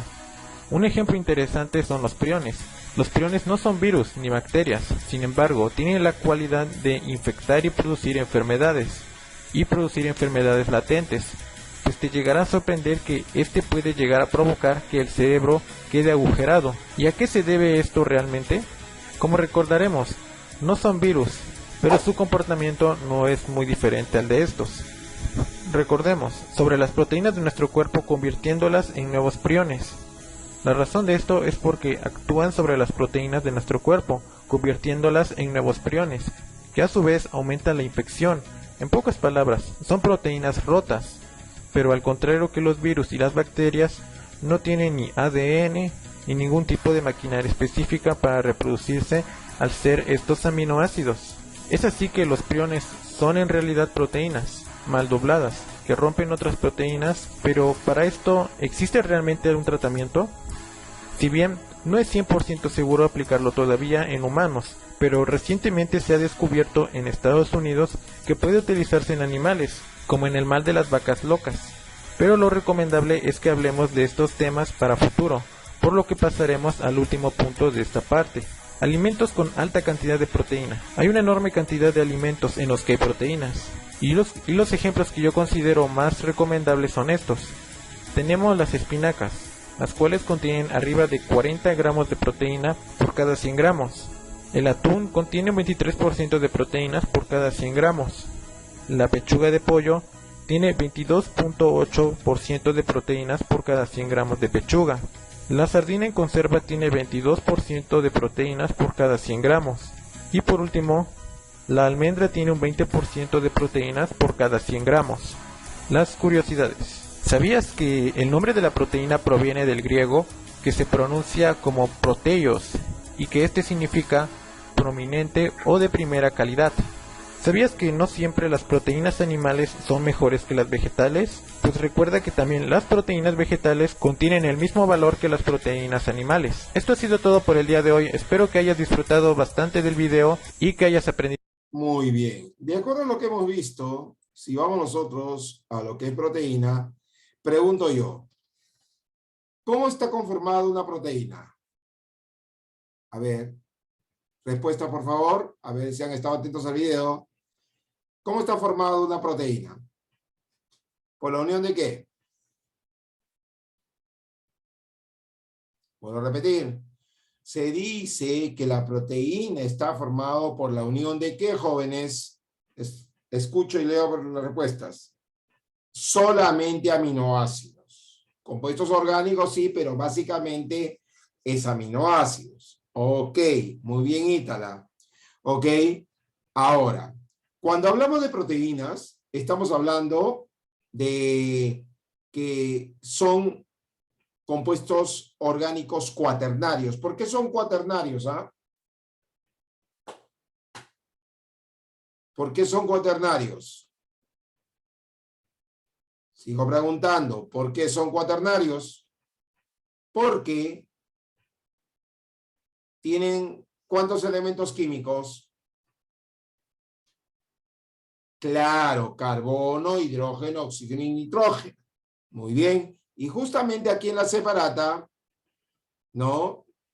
Les he puesto, vamos a agrandarlo. Son moléculas cuaternarias, ¿no? A ver. Son moléculas cuaternarias, las proteínas, ¿no? Las cuales se van a caracterizar porque están unidos por enlaces covalentes. ¿Cómo se llamaba o cómo se llaman los enlaces que se dan entre los aminoácidos para formar las proteínas? ¿Cómo se llaman? Enlaces peptídicos. ¿Ok? Ahora, lo que sí se ha podido observar es que la secuencia de aminoácidos de una proteína la define la información genética que tenga. Ojo, y se codifica obviamente con el código genético. Es por esta razón que un aminoácido, o sea, ¿cómo sería la estructura de aminoácido? Muy fácil. Esta es la estructura de un aminoácido. En un lado está el grupo amino y en el otro es el grupo carboxilo. Entonces, aminoácido. ¿Ok? Hay que recordar esto siempre. Los aminoácidos tienen un lado amino, que es el NH2, y un lado ácido, que es el COH. La unión de los aminoácidos forma la proteína.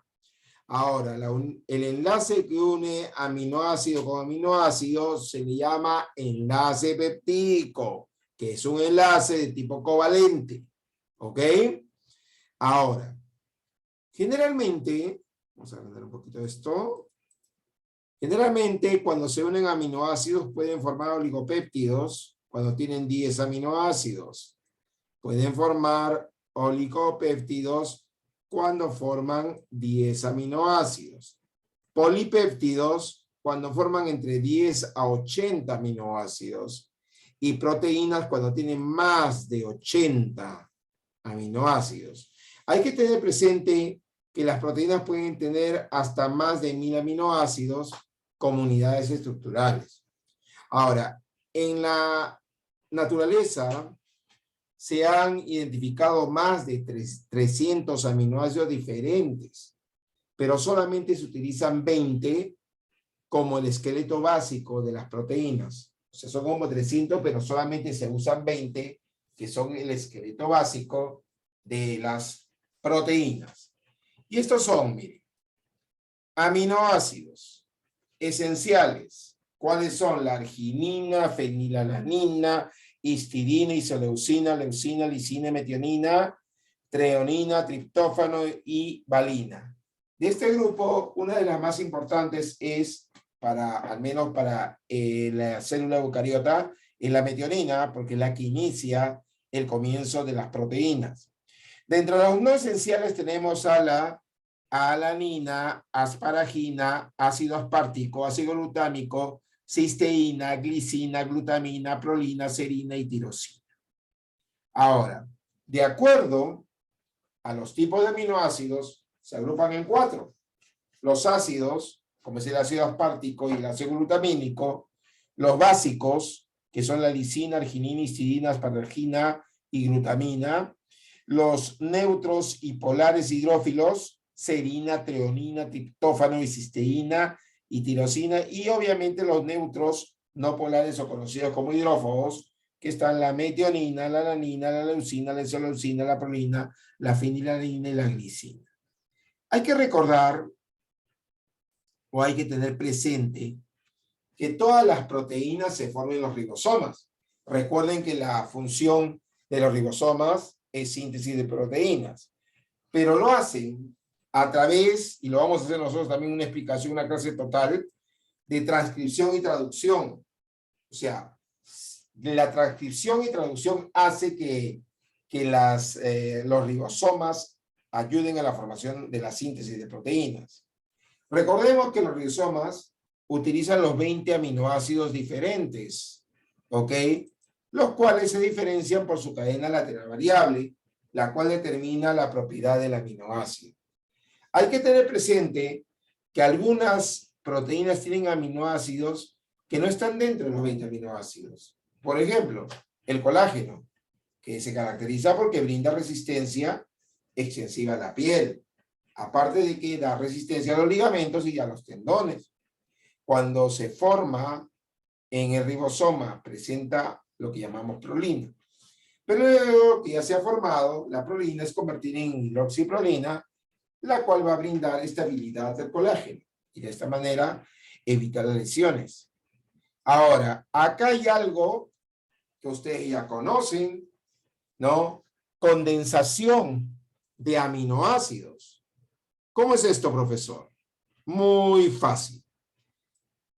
Cuando, por ejemplo, yo quiero unir este aminoácido con este aminoácido, se va a unir así. El extremo que tiene el grupo carboxilo con el extremo que tiene el grupo amino. De tal manera que de amino jala un hidrógeno y del COH jala un OH y al unirse forma agua que lo libera. ¿Y qué va a quedar acá? Un enlace peptídico, nada más. O sea, el enlace que se da entre los dos aminoácidos se llama enlace peptídico. Y se dan cuenta que esta es una condensación porque libera agua. ¿Ok? Por eso te digo, la condensación es muy común en las reacciones biológicas, al igual que la hidrólisis. ¿Ok? Entonces, ahora vamos a ver los polipéptidos. Los polipéptidos, cuando hablamos de polipéptidos, estamos hablando de que tiene 50 aminoácidos, mínimo, ¿ok? Los cuales pueden unirse en diferentes secuencias para formar una variedad de polipéptidos. Todos los biólogos moleculares llaman el marco de lectura abierta. ¿A qué? A la secuencia de bases nitrogenadas de un gen que codifican un polipéptido. Por supuesto que en presencia de agua los polipéptidos pueden dividirse en aminoácidos a través de la hidrólisis, como ya lo hemos visto. ¿Ok? Les hago una pregunta. ¿En cuál necesitamos agregar agua? ¿En la condensación o en la hidrólisis? ¿Qué dicen ustedes?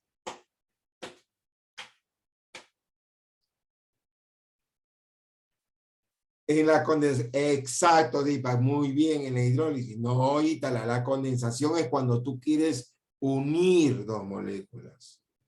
En cambio, para la hidrólisis es cuando quieres separar. En la condensación liberas agua. Acuérdate de eso.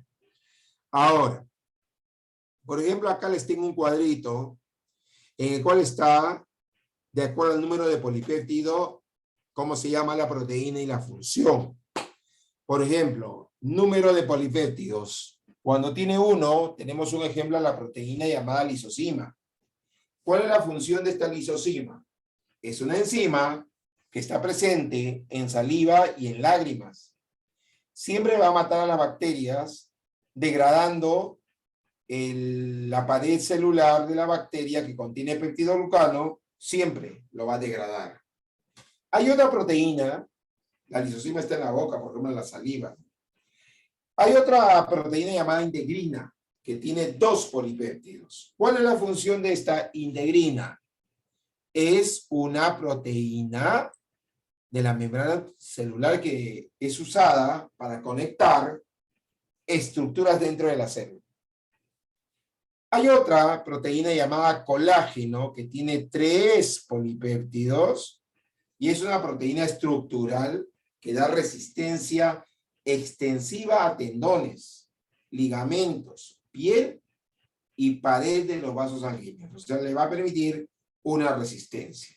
Y la hemoglobina, que tiene 4 polipéptidos, ojo, se caracteriza porque es una proteína, ojo, transportadora de oxígeno. Sí, porque la hemoglobina se encuentra en el glóbulo rojo y lleva oxígeno, deja CO2 y se lleva con el oxígeno repartido por todo el cuerpo. Pero la estructura de la proteína mucho se ha hablado también, ¿no? En la estructura de la proteína vemos estructura primaria, estructura secundaria, también vemos estructura terciaria y sobre todo estructura cuaternaria, que es las más complejas e importantes. Pero analicemos entonces la estructura de una proteína, una estructura primaria. ¿Cuándo hablamos de una estructura primaria? Hablamos de una estructura primaria cuando la secuencia de aminoácidos forman una cadena, una sola línea, ¿no?, de aminoácidos, ¿ok? Por supuesto codificado por el gen. A eso se llama estructura primaria. Pero en la estructura secundaria se prevalecen, mejor dicho, 2 formas. La hélice alfa y la lámina plegada beta. Ojo, hélice alfa y la lámina plegada beta. Aquí vemos que en la estructura secundaria son esas 2 formas, ¿no? Ambas presentan puentes de hidrógeno. Lo voy a agrandar un poquito para que lo vean, ¿no? En este caso, mira, acá está enlace de hidrógeno, puente de hidrógeno, y acá también hay puente de hidrógeno. ¿Te das cuenta? Ahí están, mira, puente de hidrógeno. Ahí están. Pero hay que tener presente que en el caso de los aminoácidos se forma la parte del carboxilo con la parte del amino. ¿Ok? Y entonces se van a estructurar de esta manera, dándole una estabilidad. Cuando tú veas una proteína hélice alfa, siempre tiene esta forma como de un rulo. Mientras que cuando es la lámina plegada es como a papel doblado. ¿Se dan cuenta? Esta es la beta. Se lo digo porque ustedes de repente les ponen para diferenciar estructuras. Ahora, en estructura terciaria, perdón, ya hice la primaria, la secundaria, así está bien. La terciaria es específica y determina la función de la proteína. O sea, es para una y solamente determina la función que hace.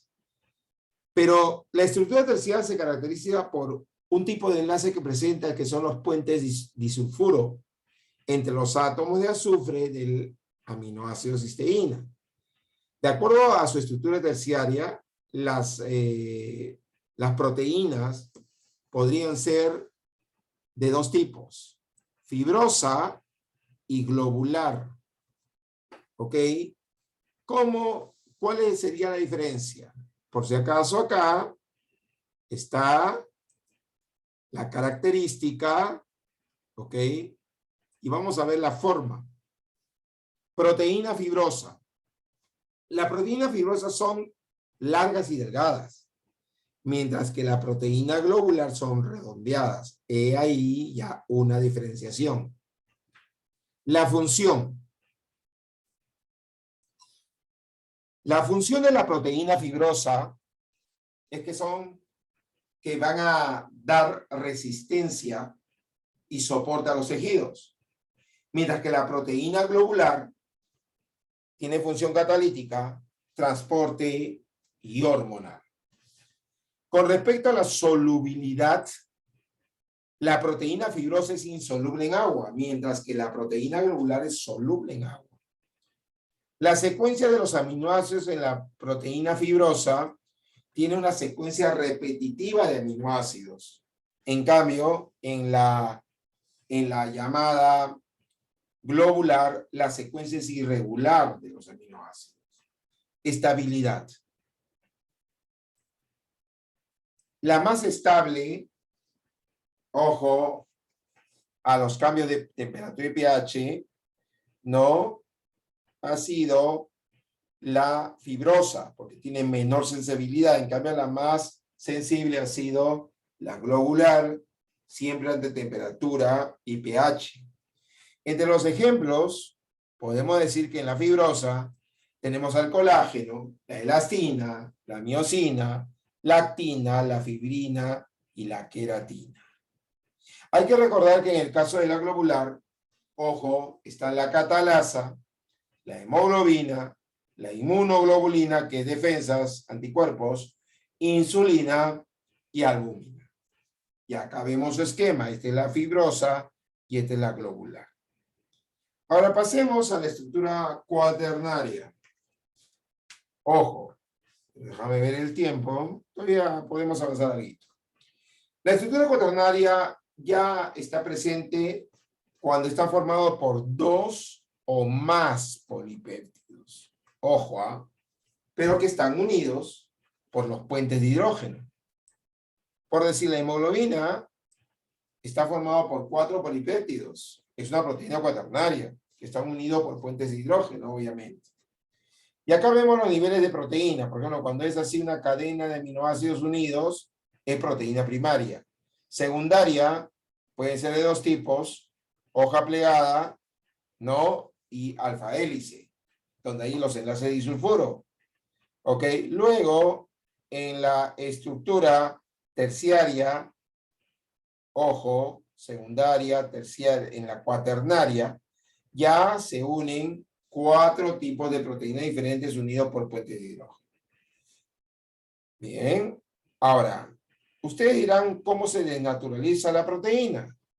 Pues la proteína, ya sea cuaternaria, terciaria o secundaria, cuando se desnaturaliza, se rompen los enlaces covalentes y adquiere la estructura de una proteína primaria. ¿Ok? Y son muy sensibles a las proteínas, porque las proteínas se pueden desnaturalizar con cambios de temperatura y cambios de pH, ¿no? Además, ¿no? Siempre cuando se desnaturalizan tienen una composición abierta y tienen una interacción máxima con el disolvente. Pero la desnaturalización siempre se va a dar. ¿Ok? Bueno. Nos quedamos ahí por hoy. La ficha ha sido bastante larga, ¿no? Acá nos quedamos y la próxima terminamos esto, pero les voy a mandar una pruebita para que resuelvan, ¿ok? Con su solucionario, por supuesto. Bien, la hora es la hora. Nos estamos viendo, muchachos. Cuídense mucho. Ok, si no se han vacunado, vacúnense y estudien y lean lo que las separatas, las guías, por favor, ¿ya? Nos vemos. Chao, chao. Chao, chao. Gracias a ti también.